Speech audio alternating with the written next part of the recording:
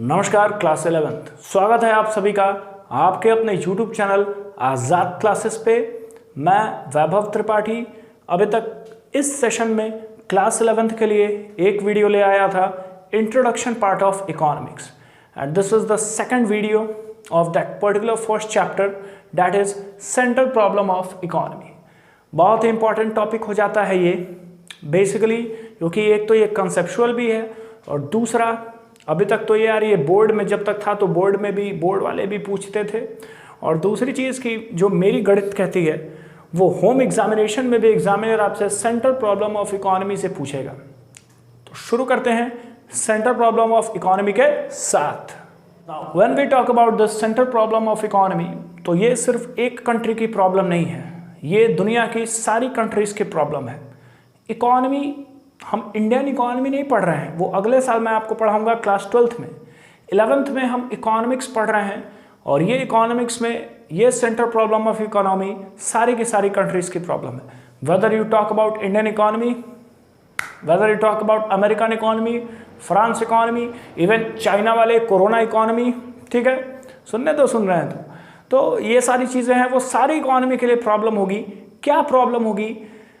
तो तीन तरह की प्रॉब्लम्स होगी सेंट्रल प्रॉब्लम ऑफ इकोनॉमी में, ठीक है। That is what to produce, second is how to produce, and third is whom to produce. तीन तरह की प्रॉब्लम होगी। सर ये तो क्लास में भी बताया गया था। अगर मैं आपको बताऊं तो 5 तरह की सेंट्रल प्रॉब्लम ऑफ इकोनॉमी होती है जी। 3 हमने कवर किया। 4th central problem of economy है problem of under utilization of resource, and the 5th one is problem of growth of resources. लेकिन हमें बेसिकली जो मेजर प्रपोर्शन है वो 3 ही पढ़ना है, that is what to produce, how to produce, and for whom to produce.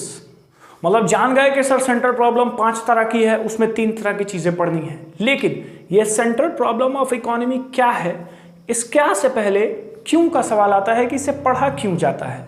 अब क्यों के प्रश्न में 2 चीजें आती हैं, दिख रही होंगी आपके बोर्ड पे।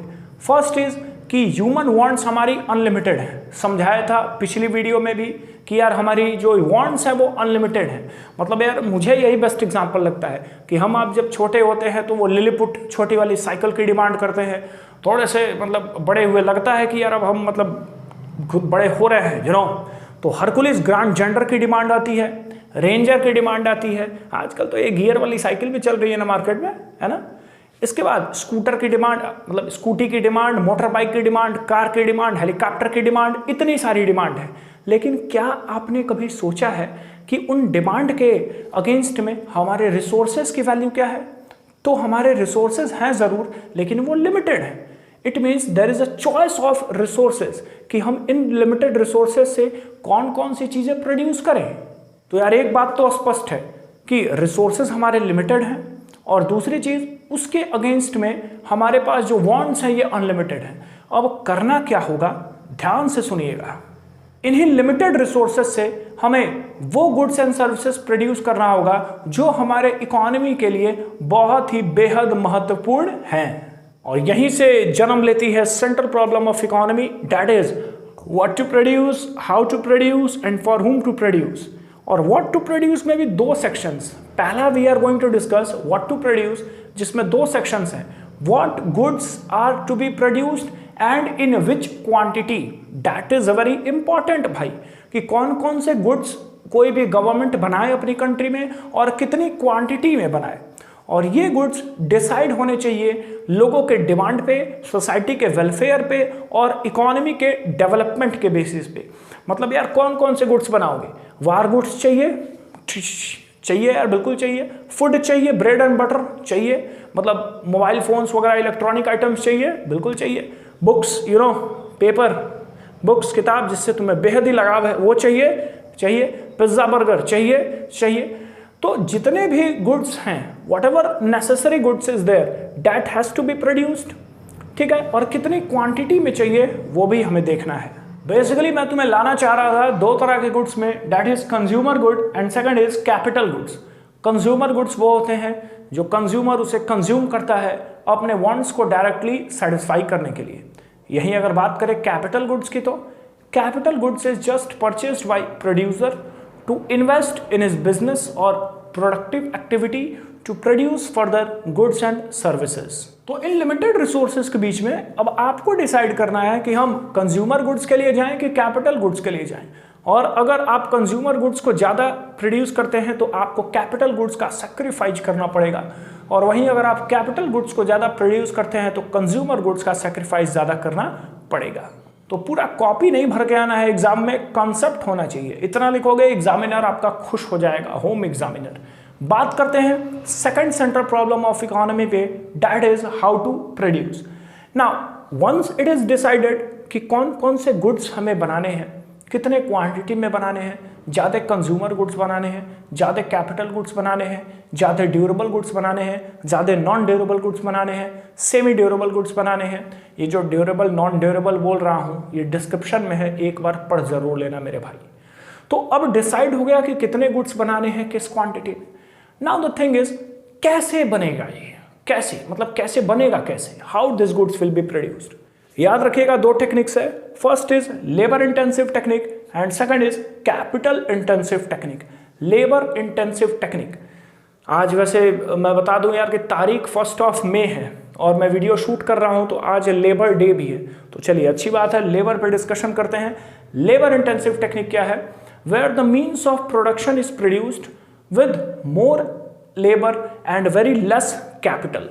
अंग्रेजी वाक्य का मतलब क्या हुआ कि जो भी प्रोडक्शन हो रहा है उस प्रोडक्शन में लेबर यानी ह्यूमन एम्प्लॉयज ज़्यादा लगे प्रोडक्शन करने के लिए और उसके कंपैरिजन में मशीन्स का यूज कम हो। फायदा क्या क्या होगा? रोजगार मिलेगा, जो सबसे बड़ी समस्या है इंडिया जैसी कंट्री के लिए, आप भी मानते हैं। तो लोगों को रोजगार मिलेगा अगर लोग कोई भी कंपनी जो है अगर वो लेबर इंटेंसिव टेक्निक के बेसिस पे काम करे तो। वहीं अगर बात करते हैं कैपिटल इंटेंसिव टेक्निक पे तो उसका vice versa, it implies greater use of machines, capital goods, whereas very less use of labours. अब यार लेबर्स के बिना काम फिर भी नहीं चलेगा, तो कुछ लेबर्स तो रहेंगे बट हाईली अगर आप देखेंगे तो मशीन्स यूज होंगी। इकोनॉमी के पेस को एक्सेलरेट ये करता है। दूसरी चीज कि अनएम्प्लॉयमेंट की तो सिचुएशन आएगी लेकिन बहुत तेजी से goods and services capital intensive technique से बन जाएगा। एग्जाम्पल छात्र शक्ति की जेसीबी। यह तीसरी समस्या जन्म लेती है फॉर होम टू प्रोड्यूस, मतलब अभी तक डिसाइड हो गया, चाहे अमेरिकन गवर्नमेंट, चाहे इंडियन गवर्नमेंट, चाहे चाइनीज कोरोना इकोनॉमी, कौन से गुड्स बनाएगी, कितनी क्वांटिटी में बनाएगी। या तो लेबर ज़्यादा लगा के बनाएगी, मशीन कम यूज़ होगा तो लेबर इंटेंसिव, या तो अगर मशीन ज़्यादा यूज़ करेगी लेबर कम यूज़ करेगी तो it is a capital intensive technique. Clear है भाई? अब बात आती है कि ये जो प्रोडक्शन हो रहा है, मतलब इतना जो पापड़ बेला जा रहा है सरकारों के द्वारा, किसके लिए किया जा रहा है? तो फाइनली खुश हो जाइए, आप ही वो पर्सन है जिसके लिए गवर्नमेंट इतनी मेहनत करती है। It means we the people of India, हमारे लिए इतना मेहनत हो रहा है कि गवर्नमेंट डिसाइड करती है कौन से गुड्स बनाने हैं, कैसे बनाने हैं, होम टू प्रोड्यूस में किस किस कैटेगरी ऑफ लोगों के लिए बनाने हैं। There are 3 categories which we have to study. One is rich section of the society, second is medium section and third is poor section. Now you will see in the market, तो market में अगर आप देखेंगे तो ऐसे भी goods बनते हैं जो रिच सेक्शन के लिए हो, ऐसे भी गुड्स बनते हैं जो मिडिल सेक्शन के लिए हो यानी कि मीडियम सेक्शन के लिए हो, हमारे आपके जैसों के लिए, और ऐसे भी गुड्स बनते हैं जो पुअर सेक्शन ऑफ सोसाइटी को भी ध्यान में रख के बनाया जाए। एग्जाम्पल दीजिए सर, क्लियर नहीं हुआ? एग्जाम्पल देता हूं, सेल फोन जिससे आप अभी मुझे देख रहे हैं, बेस्ट एग्जाम्पल है वो। आपने सुना होगा एप्पल आईफोन का नाम, अभी कौन सा 10 वगैरह कुछ लॉन्च हुआ है। मतलब मैं तो सुनता ही नहीं हूँ क्योंकि जब लेना ही नहीं है तो सुनना क्यों है, समझ रहे हो क्यों नहीं लेना है कि नहीं? तो यार मतलब आईफोन 10 ये क्यों बन रहा है, what is the reason? I think उसकी प्राइस मतलब यार 1.5 लाख से तो ऊपर ही होनी चाहिए, मुझे एग्जैक्टली पता नहीं है, कमेंट कर देना, बट मैं अंदाज़ा बोल गया। तो उतना प्राइस लग रहा है, वो कौन ले सकता है? वो रिच लोग ही ले सकते हैं। मतलब यार जो ऐसे लोग हैं जिनका पास पैसा है, उन्होंने या तो मेहनत किया है या तो बिजनेस किया है या तो मतलब पहले से चला आ रहा है, दादाजी पिताजी यूं, ओके। तो ऐसे रिच सेक्शन लोग के लिए भी गुड्स अवेलेबल है। बात करते हैं वीवो की, ओप्पो की, एमआई की, ठीक है, ये सारे लोग हमारे जैसे लोगों के लिए ये बनती है, मतलब हमारी आपकी भावनाओं को देख के ये सेलफोन बनाया जाता है। 8,000 से लेकर और 15,000 तक का सेलफोन जिसे हम आप खरीद सकते हैं, वो medium section of the society effort करेगा। Now when it comes to the poor section, तो पुअर सेक्शंस के लिए भी सेलफोन है। अगर आप देखें तो कम से कम मेरे हिसाब से चाइना ने ये तो एक अच्छा काम किया कि 2500 तक भी मोबाइल निकाल दिए, जिससे आप 2-2 3-3 सिम यूज़ कर सकते हैं। एक अच्छा खासा लाउड स्पीकर उसमें दिया होता है और आप फ़ोन चला सकते हैं। अब यार रिक्शा वाला 15,000 और 18,000 का फ़ोन नहीं एफर्ट कर सकता है और आईफोन के बारे में वो कभी सोच भी नहीं सकता है। तो उसके लिए भी कम से कम हमारी इकॉनमी या कोई भी इकॉनमी ये ध्यान में रख के प्रोडक्शन करती है कि वो पुअर सेक्शन भी अपने नीड्स और वांट्स को सेटिस्फाई कर सके।